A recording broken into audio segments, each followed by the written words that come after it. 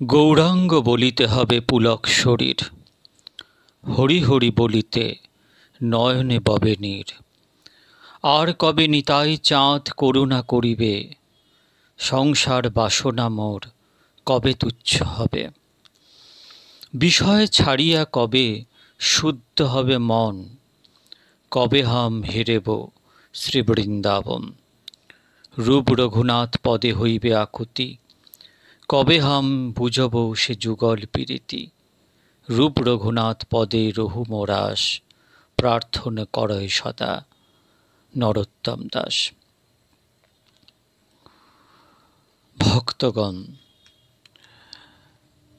দীনতা এমন এক বস্তু, যে বস্তু না থাকলে, সাধকের মধ্যে দীনতা না থাকলে সে কখনোই ভগবৎ প্রাপ্তি করতে পারে না। যে ফল, যে বৃক্ষে ফল ফলে পূর্ণ হয়, সেই বৃক্ষ অবনত মস্তকে দাঁড়িয়ে থাকে। অর্থাৎ দীনতা নামক যে মহাগুণ সাধকের মধ্যে যখন স্থান পায়, তখন ভগবৎ কৃপা বর্ষিত হয় তার উপরে। তাকে কৃপা চাইতে হয় না, অহৈতুকী কৃপা তার উপর বর্ষণ হয়। সনাতন গোস্বামী পাদের যে সনাতন শিক্ষা আস্বাদন করছিলাম, সেই সনাতন শিক্ষা সনাতন গোস্বামীর তার উপর ভগবানের পূর্ণ কৃপা আছে। সনাতন গোস্বামীপাদ কেউ সাধারণ কেউ নন, তিনি গৌড়ের পার্ষদ প্রধান, স্বরগোস্বামীর প্রধান গোস্বামী, রূপ সনাতন আমরা বলি। সেই সনাতন গোস্বামী অত্যন্ত দৈন্যসূচক ভাবে দৈনোক্তিতে দীনতা প্রকাশ করে স্বয়ং ভগবান গৌরহরিকে তিনটে প্রশ্ন করেছিল। আমি কে, কেন আমার যারে তাপত্রয়, কৃপা করে বলো কেমনে মোর হিত হয়, সাধ্য সাধন তত্ত্ব পুছিতে না জানি। আজকে আস্বাদন করব আমি কে। দেখুন, শ্রীল সনাতনের জিজ্ঞাসায় অসাধারণ দৈনোক্তি ফুটে উঠেছে। আমি কে, আমার দুঃখ কেন, কিসে আমার কল্যাণ হবে, আমার সাধ্যবস্তু কি, সাধন ভজন কিছুই জানি না। কেবল যে জানি না তা নয়, এ সকল বিষয় জানবার জন্য উৎসুকও নয়। সাধ্য সাধন তত্ত্ব পুছিতে না জানি, তার মানে আমি উৎসাহ নেই যে সাধ্য কি, সাধন কি, এ বিষয়ে আমি কিছুই জানতে চাই না। তুমি আমার অন্তরের প্রয়োজন বুঝে কৃপা করে আমার কর্তব্য নির্দেশ করে দাও প্রভু। সনাতন গোস্বামী মহাপ্রভুকে বলছেন, কৃপা করি সব তত্ত্ব কহত আপনি। সনাতনের দৈনে প্রভুর অন্তরে ব্যথা লাগলো, তাই তার দীনতার ভাষাকে প্রভু খণ্ডন করে বলতে লাগলেন, সনাতন, তোমার তো ত্রিতাপের জ্বালা নেই, আর তোমার অজানা কোনো তত্ত্বও নেই। সব তত্ত্ব তুমি জানো, সব তত্ত্ব জানো, তোমার নাহি তাপত্রয়। স্বয়ং মহাপ্রভু বলছেন, হে সনাতন, তুমি সব তত্ত্ব জানো, এবং আদিদৈবিক, আদিভৌতিক এবং আধ্যাত্মিক এই যে তিনটে তাপ, আমরা যখন পদ্মপুরাণের শ্লোকে ফিরি, সচ্চিদানন্দ রূপায় বিশ্বৎপত্যাদি হেতবে তাপত্রয় বিনাশায় শ্রীকৃষ্ণায় বয়ম নমঃ। তাপত্রয় বিনাশায় অর্থাৎ আদিদৈবিক, আদিভৌতিক, আধ্যাত্মিক এই তিনটে তাপগ্রস্ত জীব, কিন্তু সনাতন গোস্বামী পাদ এই তাপত্রয়ের তাকে স্পর্শ পর্যন্ত করে না, কারণ তোমার প্রতি শ্রীকৃষ্ণের পূর্ণ কৃপা আছে। যার প্রতি কৃষ্ণের পূর্ণ কৃপা আছে তার কিছু অজানা থাকতে পারে না, তার ত্রিতাপের জ্বালা থাকতে পারে না। তত্ত্ব জানো, ত্রিতাপের সন্তাপ তোমাকে একটু স্পর্শ করতে পারে না। প্রভু কহে, কৃষ্ণ কৃপা তোমাতে পূর্ণ হয়। শ্রী শ্রী প্রভু বললেন, সনাতন, কৃষ্ণ কৃপায় তুমি কৃষ্ণ তুল্য শক্তিধর। কি অসাধারণ কথা মহাপ্রভু বলছেন, কৃষ্ণ তুল্য শক্তিধর। সকল তত্ত্ব কথা, সকল আধ্যাত্মিক ভাব ও সম্পদ তোমার অধিগত। কৃষ্ণ শক্তিধর তুমি জানো তত্ত্বভাব। শ্রী শ্রী গৌর সুন্দরের উক্তিতে সনাতন গোস্বামী পাদ যে কত বড় অধিকারী তা ব্যক্ত হয়ে গেল। এই কথা কয়েকটি না বলে যদি প্রভু তার জিজ্ঞাসিত প্রশ্নের উত্তর দিতেন, তাহলে আমরা হয়তো দৈনক্তিতে যথার্থ ভাষণ মনে করে ভক্তস্থানে মহা অপরাধে অপরাধী হয়ে যেতাম। ভক্তবৎসল প্রভু তার দৈনক্তিকে খণ্ডন করেছেন, একেবারে অস্বীকার করে মাদৃশ্য জগজ্জীবকে অপরাধের হস্ত হতে রক্ষা করলেন। ভগবান তাই করেন। রূপ গোস্বামী নীলাচলে জগন্নাথপুরীতে রূপ গোস্বামীর ভজন কুটিরে মহাপ্রভু একটি পিণ্ডার ওপর বসে আছেন, চারিদিকে পার্শ্বদরা তাকে ঘিরে আছে। মহাপ্রভু বললেন, রূপ, হরিদাস কোথায়? বললেন, প্রভু তুমি যে স্থান দিয়ে এসছো সেই স্থানে সে গড়াগড়ি দিচ্ছে। মহাপ্রভু তার কাছে গেলেন, বললেন, হরিদাস তুমি তোমার দীনতা স্তব্ধ করো, এইখানেই শান্ত করো। দীনতা তুমি এইখানেই শান্ত করো। ক্ষণে ক্ষণে করো তুমি সর্বতীর্থ স্নান, ক্ষণে ক্ষণে করো তুমি যজ্ঞ তপধ্যান, নিরন্তর করো চারি বেদ অধ্যয়ন, দ্বিজনাশী হতে তুমি পরম পাবন। ভগবান খণ্ডন করে দেন, ভক্তের দীনতাই তার হচ্ছে ভূষণ, আভূষণ। ভক্তের যদি দীনতা না থাকে তার ভগবৎ প্রাপ্তি অসম্ভব। কিন্তু যথার্থ ভক্তকে সেই দীনতা শুধুমাত্র, কিন্তু তার যথার্থতা নয়। যথার্থ সনাতন কে, যথার্থ হরিদাস কে, সেটা মহাপ্রভু পরিষ্কার করে দিয়েছেন। এখন অপর একটি প্রশ্ন মনে জাগতে পারে, সনাতন যদি সকলেই জানেন তবে প্রশ্ন করলেন কেন? জেনে জিজ্ঞাসা করেন পরীক্ষকেরা, সনাতন কি তাহলে মহাপ্রভুকে পরীক্ষা করছেন? এইরূপ কথা মনে ভাবনা করলেও আমাদের অপরাধ হয়ে যাবে। সেই জন্য সকল জেনে শুনে সনাতন কেন প্রশ্নকারী তা প্রভু নিজেই বলতে লাগলেন। জানি দার্ঢ্য লাগি পুছে সাধুর স্বভাব। সাধুর স্বভাবই হচ্ছে, যেমন একবার ত্রেতা যুগ মাহি শম্ভু চলে কুম্ভক ঋষিকে পাই, সেই যে রাম কথা যাজ্ঞবল্ক্য মুনি ভরদ্বাজকে বলছেন, হ্যাঁ, সেখানে কিন্তু প্রশ্নকে করছেন, ভরদ্বাজ করছেন যে হে যাজ্ঞবল্ক্য মুনি আমাকে বলুন যে রাম কে। তাহলে রাম কে সেটা কি ভরদ্বাজ মুনি জানেন না? জানেন, কিন্তু ওই সাধুর স্বভাব হচ্ছে জানি দার্ঢ্য লাগি পুছে সাধুর স্বভাব। সাধুর স্বভাবই তাই। পার্বতী প্রশ্ন করছেন রামকে, পার্বতী তো জগন্মাতা, তিনি কি জানেন না? প্রশ্ন না হলে তার উত্তর হয় না। জগতে যত শাস্ত্র প্রকটিত হয়েছে বিষাদ এবং প্রশ্নের জায়গা থেকে উদ্ভূত হয়েছে। অথাৎ ব্রহ্ম জিজ্ঞাসা। যারা সাধুজন তারা তত্ত্বকথা সম্বন্ধে সম্পূর্ণ জ্ঞান সম্পন্ন হয়েও পুনরায় জিজ্ঞাসা করেন দৃঢ়তার জন্য। ভজনে যাতে দৃঢ়তা বাড়ে, তার বিশ্বাসটা আরও দৃঢ় হয়। শাস্ত্র সিদ্ধান্তে দৃঢ় শ্রদ্ধা থাকলে ভজনে আরও মনোনিবেশ হতে থাকে। সিদ্ধান্তে বলিয়া চিত্তে না করো অলস, ইহা হইতে কৃষ্ণ লাগে সুদৃঢ় মানস। শাস্ত্র সিদ্ধান্তে দৃঢ়মতি হওয়া ভজনশীলের প্রয়োজন। সেই জন্য সাধুগণ কোনো পরিজ্ঞাত বিষয়ও শ্রদ্ধা বিশ্বাস দৃঢ়তর করবার উদ্দেশ্যে পুনরায় আচার্যগণের কাছে প্রশ্ন নিক্ষেপ করে দেন। আর আচার্য এবং স্বয়ং মহাপ্রভু সেই প্রশ্নকে লুফে নেন এবং সেই প্রশ্নের দ্বারাই জগৎবাসীকে যে শিক্ষা দেন, সেই শিক্ষায় শিক্ষিত হয়ে জীব জগৎ থেকে তাড়িত হয়, পঞ্চম পুরুষার্থ প্রেম লাভ করতে পারে।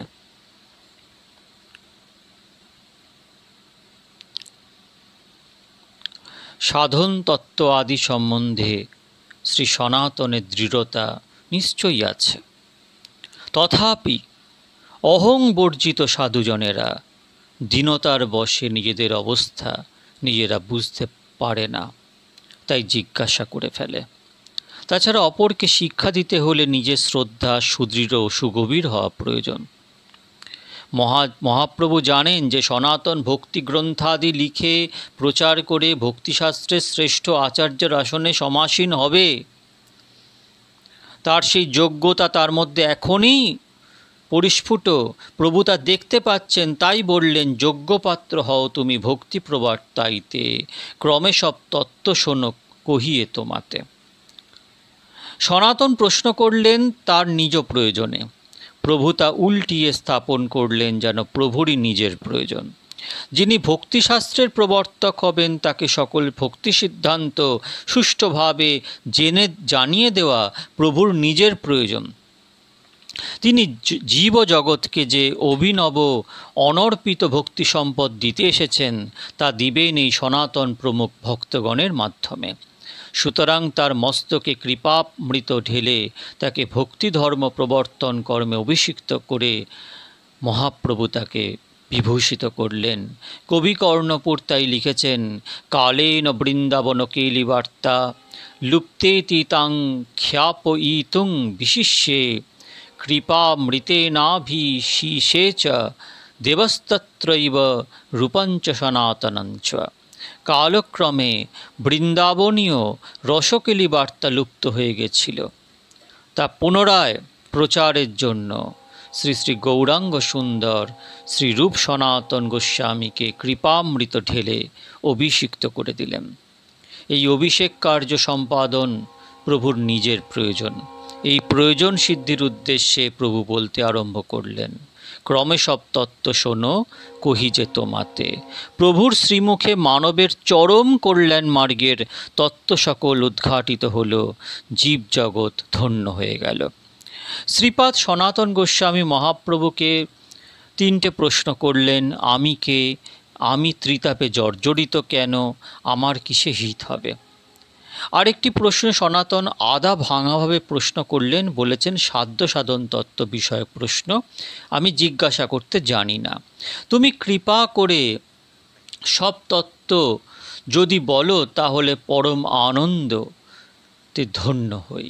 জীবের জীবনের সাধ্য বা লক্ষ্যবস্তু কী, কী উপায় বা কোন সাধন দ্বারা তাকে লাভ করব, এই সকল বিষয় তার জানবার আগ্রহ। যদিও প্রশ্নকে তিনি ভাষা দিতে পারছেন না, তথাপি শ্রবণ লালসায় তার যথেষ্টই আছে। যদি কৃপাময় গৌরহরি নিজে অনুগ্রহ করে সাধ্য সাধন তত্ত্ব বলেন তবে উত্তমই হবে। সনাতনের প্রশ্ন সনাতনী প্রশ্ন। চিরন্তন কালের চিন্তাশীল মানবের এটাই জিজ্ঞাস্য। উপনিষদের ঋষিদের দর্শনশাস্ত্রের দার্শনিকদের এটাই মৌলিক প্রশ্ন। শ্রী সনাতন যা জানতে চেয়েছেন তা ব্যক্তি বিশেষের জ্ঞাতব্য মাত্র নয়, সর্বদেশে সর্বকালে সর্বজীবের এটা অন্তরের নিগুড় অনুসন্ধান। আপনি আমি প্রত্যেকেই জানতে চাই, আমি কে, আমার এত দুঃখ কেন এবং কিসে আমার কল্যাণ হবে। এই সংসার ক্ষেত্রে তাৎপর্যপূর্ণ জীবনযাপন করতে হলে আমি কে, আমার দুঃখ কেন, কিসে দুঃখ দূর হবে, এই করলে আমার মঙ্গল হবে, এই প্রশ্নত্রয়ের উত্তর জানতেই হবে।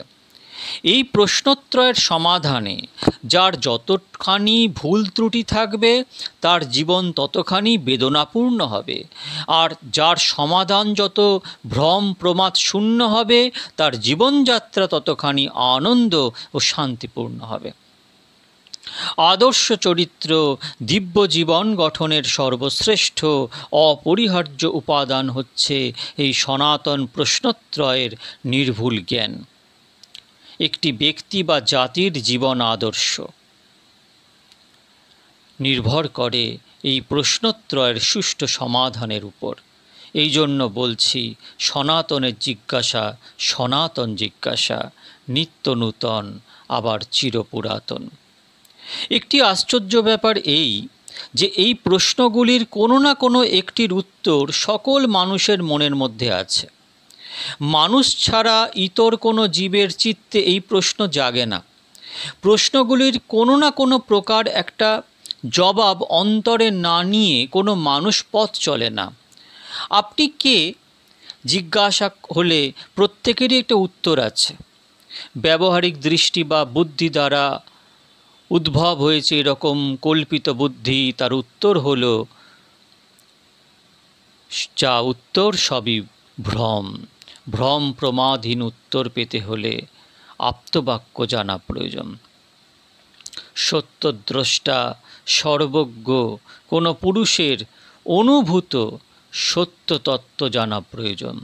নির্ভুল উত্তর মিলবে এমন কোনো দ্রষ্টা বা জ্ঞাতা পুরুষ সম্মুখে পেলে সুধী ব্যক্তির এই প্রশ্নই সর্বত্রভাবে জিজ্ঞাস্য। আজ শ্রী সনাতন যার পাদমূলে উপবিষ্ট, তিনি শুধু সত্যদ্রষ্টা বা জ্ঞানখনি নন, তিনি সত্য জ্ঞানের ঘনীভূত বিগ্রহ, স্বয়ং লীলা পুরুষোত্তম। তার পাদপদ্মে এই প্রশ্ন নিবেদন করে শ্রী সনাতন পরম বিচক্ষণতার পরিচয় দিলেন। এই পুরুষপরের শ্রীবদন গঙ্গোত্তরী হতে সনাতন প্রশ্নের শাশ্বতী উত্তর দ্বারা উদ্ভূত হবে, যা পেয়ে জগতের নরনারী কৃতকৃতার্থ হবে। এমন প্রশ্নকর্তা ও উত্তরদাতার সম্মেলন মোনা মানব ইতিহাসের এক উজ্জ্বল অধ্যায়। আমি কে এই প্রশ্নের একটি উত্তর সকলের মনেই আছে, সকলের মুখেই পাওয়া যায়, যা সকলেই জানে, সকলেই বলতে পারে, তা আমার একটি প্রশ্ন। উত্তর সকলেই দেয়, কিন্তু এক প্রকার নয়, এজন্যই জিজ্ঞাসা। আপনি কে জিজ্ঞাসা করলে কেউ নিজ নাম, কেউ পিতৃনাম, কেউ জন্মস্থান, কেউ কর্মস্থানের পরিচয় দেয়। আপনি কে জিজ্ঞাসায় কেউ দেয় দেহের পরিচয়, কেউ দেয় মনের পরিচয়। আমরা দেহ অসুস্থ থাকলে বলি আমি অসুস্থ, মন অসুস্থ থাকলে বলি আমি অসুস্থ, বুদ্ধি বিপর্যস্ত হলে বলি আমি বিভ্রান্ত। সুতরাং আমি পদে দেহ মন বুদ্ধির কোনটি যে লক্ষ্য তা স্থির করা যাচ্ছে না। যখন বলি আমি কালো, তখন বলি গায়ের বর্ণের কথা। যখন বলি আমি দুঃখিত, তখন বলি মনের অবস্থার কথা। যখন বলি আমি অতি মন্দ, তখন বুদ্ধিযুক্ত চিত্তবৃত্তির কথা। সুতরাং আমি বলতে যে কাকে বোঝায় সে সম্বন্ধে সন্দেহের অবকাশ থেকেই যাচ্ছে। আমি বলতে দেহ মনোবুদ্ধির কোনো একটি হতে পারে, তিনের সমষ্টিতেও হতে পারে, তিনের অতিরিক্ত অপর কিছুও হতে পারে। দিনের মধ্যে, জীবনের মধ্যে আমি শব্দটি আমরা সর্বাধিক ব্যবহার করি, অথচ জানি না শব্দটির প্রকৃত বাচ্য কে। ফল, জল, বৃক্ষ, লতা, চন্দ্র, সূর্য ইত্যাদি শব্দ বলতে কি বোঝায় সে বিষয়ে সকলের একটি নিশ্চিত বোধ আছে। আর জীবনে সর্বাধিক প্রযুক্ত আমি বলতে কি বোঝায় সে সম্বন্ধে আমরা সকলেই একটা নিদারুণ অনিশ্চয়তার মধ্যে বাস করি। শাস্ত্রকারেরা বলেন, তুমি যদি তোমার এই আমির স্বরূপ নিশ্চয় করে না জেনে তাহলে জীবনে শান্তি লাভের আশা থাকবে না। সুতরাং আমি কে এটা জানা খুব দরকার আমাদের। এর উত্তর আমাদের পেতেই হবে। আমার জীবনে এত দুঃখ কেন? ত্রিবিধ তাপত জ্বালায় নিয়ত জ্বলছি। এই প্রশ্নের উত্তর নানা জনের মুখে নানা প্রকার। দুঃখ নেই এমন ব্যক্তি জগতে নেই, কিন্তু দুঃখের কারণ সম্বন্ধে সকলে একমত নন। কেউ ভাবেন শারীরিক অসুস্থতা দুঃখের কারণ, কেউ বলেন মানসিক অসুস্থতা দুঃখের কারণ, কেউ বলেন চিন্তা করেন যে পারিবারিক অশান্তি দুঃখের মূল কারণ, কেউ বলেন অর্থনৈতিক অসাম্যই সকল দুঃখের জনক, কেউ বলেন সামাজিক বিশৃঙ্খলা দুঃখের কারণ, কেউ বিশ্বাস করেন রাজনৈতিক রাষ্ট্রীয় আন্তর্জাতিক অস্থির অবস্থাই দুঃখের কারণ। এইরূপে দুঃখের কারণ সম্বন্ধে ঐক্যমত না থাকায় নিরাকরণের ঔষধ নির্ধারণ কঠিন হয়ে পড়ে। সনাতনের জিজ্ঞাসা, দুঃখের প্রকৃত কারণটি আমাদের জানতে হবে। আমি কে? আমি কে অর্থাৎ আমার পরিচয় কি? এই জিজ্ঞাসা, পরিচয় অর্থ হল অন্য বস্তুর সঙ্গে সম্বন্ধ নির্দেশ। যে বস্তুর সঙ্গে সম্বন্ধ নির্দেশ করা হলো তা তদ অপেক্ষা স্থির, তদ অপেক্ষা প্রসিদ্ধ, তদ অপেক্ষা অতি পরিচিত হওয়া প্রয়োজন। একটা বাড়ি চেনাতে যদি বলি যে বাড়ির উপর একটি কাক বসেছে, তাহলে ঠিক পরিচয় হলো না, কারণ বাড়ি হতে কাক প্রসিদ্ধ নয় বা কাক স্থির হয়ে বসে থাকে না। এই জন্য অস্থির দেহ, দৈহিক স্থিতিস্থান, পিতা মাতৃস্থান, কর্মস্থান প্রভৃতি দ্বারা আত্মার পরিচয় সুষ্ঠুভাবে কখনোই জানা সম্ভব নয়। এই জন্য পরিচয় দিতে হলে যে বস্তু চিরস্থির, সর্ব অপেক্ষা প্রসিদ্ধ, সর্বজনের সঙ্গে পরিচিত, তার সঙ্গে সম্বন্ধ নির্ণয় হলে সর্ব অপেক্ষা সুন্দর হয়। একটি চাই বড় বস্তু, আরেকটি চাই তার সঙ্গে সম্বন্ধের স্বরূপ নির্ধারণ। এইরূপ সুষ্ঠু ও সুন্দর দৃষ্টিকোণ হতে মহাপ্রভু সনাতনের প্রশ্নের উত্তর দিচ্ছেন। নিখিল ব্রহ্মাণ্ডে সর্বাধিক শ্রেষ্ঠ, সমধিক প্রসিদ্ধ, নিত্য স্থির, শান্ত বস্তু হলেন শ্রী ভগবান। অতএব ভগবানের সঙ্গে পরিচয় নির্ধারণী যথার্থ পরিচয় পদবাচ্য।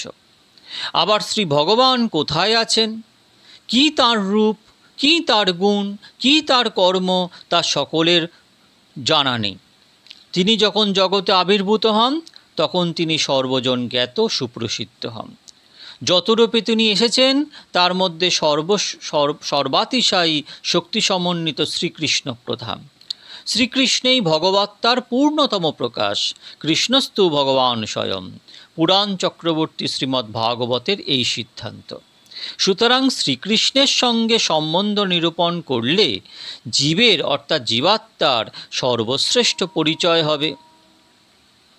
জীবের সঙ্গে কৃষ্ণের সম্বন্ধটি কেমন? পরিচয় নির্ধারণে এটাই সর্বাধিক মূল্যবান। শ্রীমদ্ ভগবদ্গীতার ৫ম অধ্যায় শ্রী ভগবান নিজেই বলেছেন, জীব আমার অংশ, মামই বাংশ জীব লোকে। অংশের কার্য হল পূর্ণের কার্যের পূর্ণতা সাধন। পূর্ণকে বাদ দিয়ে অংশের কোনো কার্য নেই।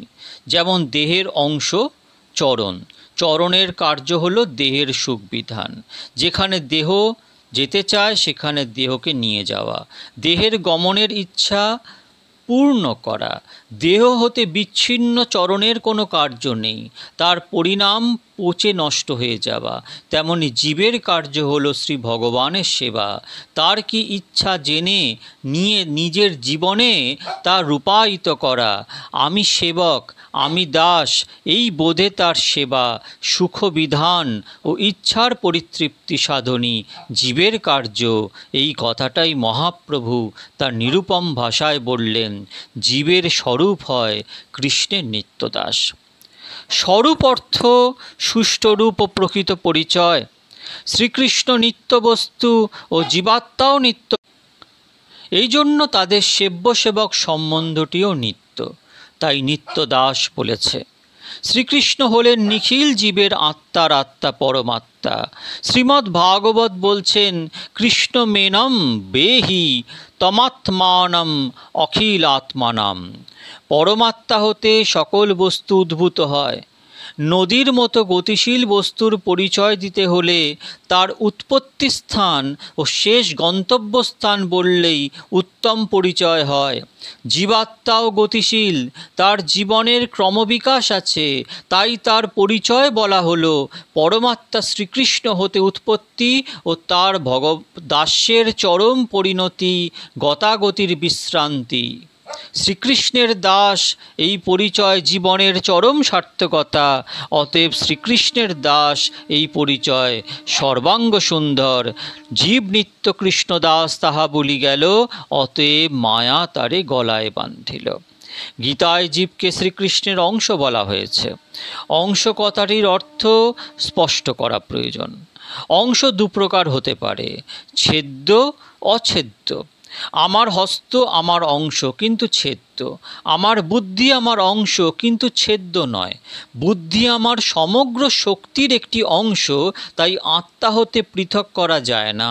জীবও সেইরূপ শ্রীকৃষ্ণের শক্তির অছেদ্য অংশ। শক্তি বিভিন্ন প্রকার। আমার চলৎশক্তি আমার শক্তির অংশ, এটা আমাকে বাইরে নিয়ে যায়, বহিরঙ্গা শক্তি। আমার চেতন শক্তি মূলত আমি, এটা আমার অন্তরঙ্গা শক্তি। আমার বুদ্ধিশক্তি আমাকে বহির্জগতের বিষয়ে চিন্তাযুক্ত করতে পারে, আবার অন্তরের দিকে চৈতন্য শক্তির ধ্যানে বিশিষ্ট করতে পারে। এই জন্য বুদ্ধি শক্তি হলো তটস্থা শক্তি। তটস্থ অর্থ মধ্যবর্তী। তট মানে তীরও নয় আবার জলও নয়, অথবা তীরও আবার জলও। জীব শ্রীকৃষ্ণের তটস্থা শক্তি। এই দৃশ্যমান জগৎ তার বহিরঙ্গা শক্তির কার্য, নিত্যলীলা শ্রীকৃষ্ণের অন্তরঙ্গা শক্তির কার্য। জীব বহিরঙ্গা শক্তি, জগতের দিকেও চলতে পারে, আবার অন্তরঙ্গা শক্তি নিত্যলীলার দিকেও চলতে পারে। এই জন্য জীব হলো তটস্থা শক্তি। আমার বুদ্ধি আমি ছাড়া থাকতে পারে না, সুতরাং অভেদ। আমি বুদ্ধি ছাড়া থাকতে পারি, যেমন সুষুপ্তিকালে আমি থাকি, বুদ্ধি থাকে না, সুতরাং বুদ্ধিতে আমাতে ভেদ ও অভেদ সম্বন্ধ। জীব কৃষ্ণ ছাড়া থাকতে পারে না, এই জন্য অভেদ, কিন্তু কৃষ্ণ ছাড়া জীব থাকতে পারেন, এই জন্য ভেদ। সুতরাং জীব ঈশ্বরের সম্বন্ধ ভেদাভেদ। ভেদ অভেদ সম্বন্ধের আরও নিগূঢ় তাৎপর্য আছে। এই কথা কয়েকটি শ্রীমন মহাপ্রভু সনাতন গোস্বামীর প্রথম প্রশ্নের উত্তরে অতি মিষ্ট ভাষায় সূত্রাকার সারকথায় বললেন। জীবের স্বরূপ হয় কৃষ্ণের নিত্যদাস, জীবের তটস্থা শক্তি ভেদাভেদ প্রকাশ। আজ এখানেই আমি আমার বাণীকে শান্ত করছি। সনাতন শিক্ষার জীব ত্রিতাপে জর্জরিত কেন, জীবের এত দুঃখ কেন, এই বিষয় নিয়ে পরের দিন আস্বাদন করব। আপনারা ভালো থাকবেন। শ্রী শ্রী নিত্যানন্দ রাম, শ্রী শ্রী গৌর গুণধাম।